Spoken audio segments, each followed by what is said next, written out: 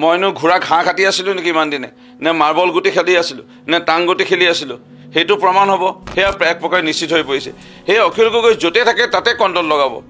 ইয়াৰ ঐক্যমঞ্চৰ হীৰেণ গোহাঁই হওক, হীৰেণ গোহাঁইৰ দৰে আৰু 10জন বুদ্ধিজীৱীক আনি পেলাই তেওঁলোকে পৰামৰ্শ লওক। এই তেওঁলোকৰ কণ্ডল লাগিলেই ক'ব গ'লে অসমখন এক প্ৰকাৰে পিছুৱাই যোৱাৰ কাৰণ হীৰেণ গোহাঁইৰ দৰে এই এনেহেন লোকসকলে আঁৰত আছে বুলি ক'লেও ভুল নহয়। প্ৰথমতেতো মই হীৰেণ গোহাঁই ডাঙৰীয়াৰ বিষয়ে একো মই ক'ব বিচৰা নাই। হীৰেণ গোহাঁই ডাঙৰীয়াৰ তেওঁক সন্মানৰ যোগ্য, সেইখিনিলৈকে ঠিকেই আছে। কিন্তু কংগ্ৰেছৰ ঠিকাদাৰ হ'ব, তেওঁ বামপন্থী চিন্তাধাৰা এজন লোক, আৰু তেওঁ কেনে ঠেক মগজৰ চিন্তা কৰি পেলাই আজি সদায় পৰামৰ্শ দি আহিছিল, সেইটো ৰাইজে ইতিমধ্যে অৱগত হৈছিল। আজি এই সময়ত এটা সোণালী অধ্যায় আৰম্ভ হৈছে সমগ্ৰ অসমত। আজি ক'ব গ'লে অসমখন এক প্ৰকাৰে পিছুৱাই যোৱাৰ কাৰণ হীৰেণ গোহাঁইৰ দৰে এই এনেহেন লোকসকলে আঁৰত আছে বুলি ক'লেও ভুল নহ'ব। অসম আজি বহুত পিছুৱাই গ'ল এই লোকসকলৰ কাৰণে। আজি এই হীৰেণ গোহাঁইৰ দৰে যদি লোকসকলৰ ভাল বহল দৃষ্টিৰ পৰামৰ্শ থকা হ'লে হয়তো পূৰ্বতে কংগ্ৰেছ দলৰ লগত তেওঁ যদি মিত্ৰয়ালি আজি নহয় আগৰ পৰাও আছিল, তেতিয়া ভাল পৰামৰ্শ দিয়া হেঁতেন কংগ্ৰেছৰ বহুত বছৰ সুযোগ পাইছিলে অসমৰ ৰাইজৰ সেৱা কৰা, এই উত্তৰ পূৰ্বাঞ্চল ভাৰতবৰ্ষৰ ৰাইজৰ সেৱা কৰা, বহুত ভাল কাম কৰিব পাৰিলেহেঁতেন কংগ্ৰেছ। কিন্তু কংগ্ৰেছ আজি দিল্লীৰ দৰে, য'ত আমি সকলোৱে জানো ভাৰতবৰ্ষৰ একেবাৰে শ্ৰেষ্ঠতম বুদ্ধিজীৱী আছে, ৰাজনীতি একদম ওচৰৰ পৰা কেন্দ্ৰৰ ৰাজধানী, তাৰ লোকসকলে যেতিয়া নক্সাত কৰিছে কংগ্ৰেছক, আৰু কংগ্ৰেছৰ এতিয়া ঠিকাদাৰ হ'বলৈ ওলোৱা হীৰেণ গোহাঁই ডাঙৰীয়াৰ বিষয়ে মই আৰু বিশেষ ক'ব বিচৰা নাই। আজি এটা সোণালী অধ্যায় মই এইটো কাৰণে ক'ব বিচাৰিম, কাৰণ মোৰ 1977 চনত মোৰ জন্ম। অসম আন্দোলন মই অকণমান হ'লেও দেখা পালোঁ। আলফাৰ উপদ্ৰৱ বা এটা উগ্ৰপন্থীয়ে ভৰপূৰ এই অসমখনত চৌদিশে অসম ভাগ কৰিবলৈ বিচৰা, আদিবাসীসকলে নিজৰ ন্যায্য দাবীত বন্দুক তুলি লোৱা, বড়োসকলে ন্যায্য দাবীত বন্দুক তুলি লোৱা, অসমীয়া মূলৰ খিলঞ্জীয়া লোকসকলে নিজকে নিজৰ আত্মৰক্ষাৰ বাবে বন্দুক তুলি লোৱা, ডিমাচা লোকসকলে, কাৰ্বি লোকসকলে কোনে বন্দুক তোলা নাছিলে। তিৱা হওক, এটা সময়ত এনে পৰ্যায় পাইছিলে বেংগলী সম্প্ৰদায়ৰ লোকে হওক, গোৰ্খা সম্প্ৰদায়ৰ লোকে চবেই বন্দুক তুলি লৈছিল। আজি সকলোৱে বন্দুক পৰিহাৰ কৰি আজি আমি নেদেখা এটা দৃশ্য আমি সকলোৱে দেখা পাইছোঁ। আজি এই 40 বছৰৰ এটা যিটো বন্দুকৰ সংগ্ৰাম আজি অন্ত পৰিবলৈ লৈছে। আজি এক প্ৰকাৰে অন্ত পৰিল। মাথো পৰেশ বৰা ডাঙৰীয়া আছে বাহিৰত, আমি পৰেশ বৰা ডাঙৰীয়াক মই মাজে মাজে ফোনত কথা পাতোঁ, তেখেতক ছাৰ বুলি সম্বোধন কৰোঁ, সদায় ভালধৰণে আমি কথা পাতি আহিছোঁ। তেখেতক পুনৰবাৰ আমাৰ আহ্বান জনাই মাননীয় মুখ্যমন্ত্ৰী ডক্টৰ হেমন্ত বিশ্ব শৰ্মাই বিভিন্ন মঞ্চৰ পৰা আহ্বান জনাই আহিছে, মূলসুঁতিলৈ ঘূৰি আহক, শান্তি আলোচনালৈ ঘূৰি আহক। আজিও মই অনুৰোধ জনাম পৰেশ বৰা ডাঙৰীয়াক পাৰিলে শান্তি আলোচনালৈ ঘূৰি আহক আৰু মাননীয় মুখ্যমন্ত্ৰী মহোদয়ৰ লগত কথা পাতক, আৰু তেখেতৰ যি সপোন বাস্তৱত ৰূপ দিয়াৰ ক্ষেত্ৰত মুখ্যমন্ত্ৰী ডাঙৰীয়াৰ যোগেদি ৰূপ দিয়াৰ চেষ্টা কৰক। থাকিল কথা আজি আমি এই যি অখিল গগৈৰ যদি প্ৰসংগটো ইয়াত মই একো উত্থাপনে কৰিব বিচৰা নাই। অখিল গগৈ কেনেধৰণৰ মানসিকতাৰ লোক সকলো অসমৰ ৰাইজে ইতিমধ্যে দেখা পাইছে।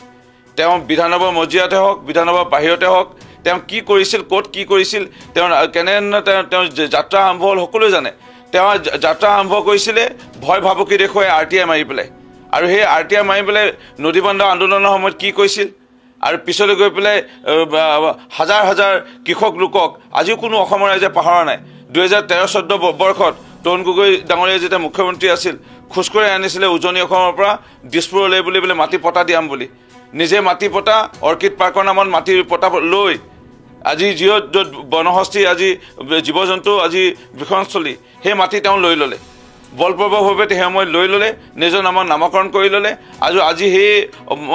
অখিল গগৈ নিজৰ স্বাৰ্থত অকল লাগি থকা এজন লোক। সেই অখিল গগৈৰ কথা মই একো ক'ব বিচৰা নাই। আৰু অখিল গগৈ য'তে থাকিব সদায় তাত কণ্ট্ৰল লগাব। আৰু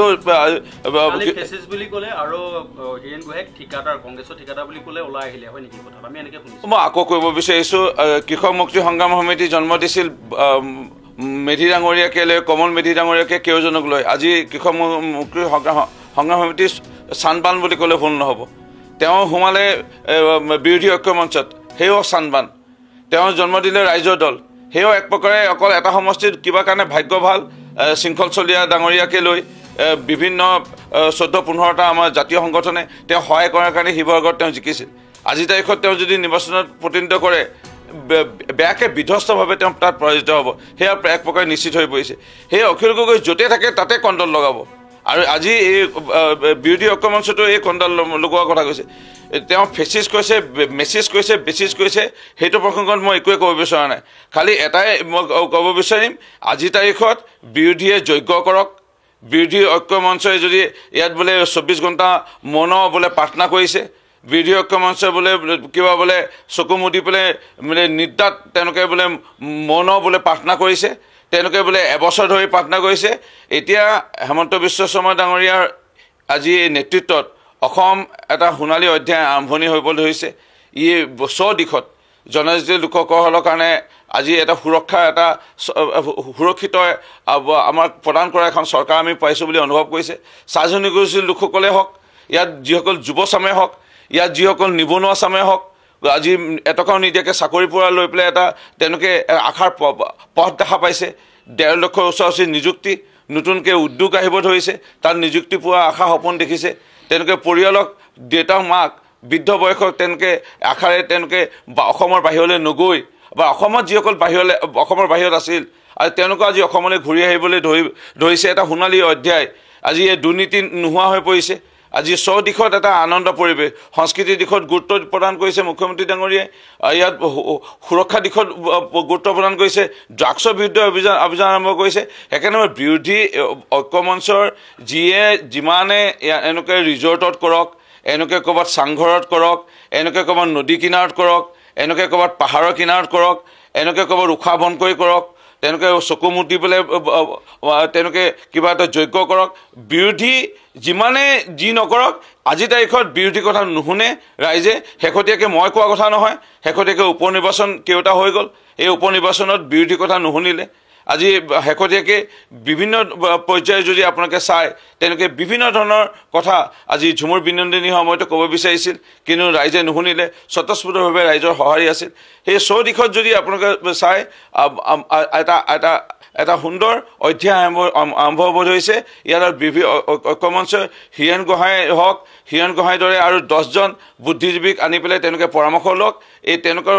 কণ্ডল লাগিলেই আৰু এক প্ৰকাৰে চাব গ'লে মোৰো হাওপাত আছে তাত কাৰণ 21 জুন 2021 তাৰিখে আজিৰ পৰা 4 বছৰ ওচৰা-ওচৰি আগত মই যেতিয়া কংগ্ৰেছ দল ত্যাগ কৰি ভাৰতীয় জনতা পাৰ্টীৰ দলত আহিছিলোঁ তেতিয়াও মই কৈছিলোঁ যে কংগ্ৰেছ দল ডুবন্ত নাও কংগ্ৰেছ দল নিক্ষেপ হৈ যাব কংগ্ৰেছ দল শেষ হৈ যাব আজি কংগ্ৰেছ দল এই আৰু বিৰোধী ঐক্য মঞ্চ শেষ হৈ যাব চাব আৰু দলকো কালি অপমান কৰিছে সাংসদজনক অপমান কৰি পঠিয়াই এইখিনি কথা কোৱা কাৰণে অপমানিত হৈ ওলাই আহিছে কংগ্ৰেছ দলক ফেচিছ বুলি কৈছে হীৰেণ গোহাঁইক কংগ্ৰেছৰ ঠিকাদাৰ চাওক মই কংগ্ৰেছ দলৰ বিষয়ে বিশেষ কি ক'ম এতিয়া কংগ্ৰেছ দলৰ সাংসদ তেওঁ নিজৰে ভাতৃ ককাই ভাইপা নিজৰ জাতি ধৰ্মৰ লোকৰ পৰাই মাৰ খাব ধৰিছে এতিয়া ৰকিবুল হুছেইনে যদি তেনেকৈ নিজৰ ভাই বন্ধু ককাই ভায়েকৰ পৰা মাৰ খায় নিজৰ সমষ্টিতে মাৰ খাই যদি ক'ব পাৰে এক প্ৰকাৰে এইপিনে যদি পদুত বলিলেও খেদা খায় মানে পুত্ৰ জন্মিছে দুখ লাগিছে তাবেহে কি কৰিব পাৰিম এইপিনে কোনোবাই খেদা খাইছে কোনোবাই গালি খাইছে কোনোবাই মাৰ খাইছে কংগ্ৰেছ দলৰ এতিয়া পৰিস্থিতি সেইটোৱে আৰু সেইকাৰণে কংগ্ৰেছ দল আৰু কংগ্ৰেছ দলৰ লগত যোন থাকিব বা আছে তেওঁলোকেও ধ্বংস কংগ্ৰেছ দলটো ধ্বংস মষ্ট ৱেলকাম তেওঁ আহক আৰু আহিলেতো মই খুব ভাল পাম কাৰণ মই 5 বাৰ মৰিয়নি সমষ্টিৰ বিধায়ক হ'লোঁ মইনো ঘোঁৰা ঘাঁহ কাটি আছিলোঁ নেকি ইমান দিনে নে মাৰ্বল গুটি খেলি আছিলোঁ নে টাং গুটি খেলি আছিলোঁ সেইটো প্ৰমাণ হ'ব মোৰ নিজকো জুখিবলৈ মই সুবিধাকণ পাম সেইকাৰণে যদি তেওঁ সাহস আছে আহক মৰিয়নি সমষ্টিত নিৰ্বাচন খেলক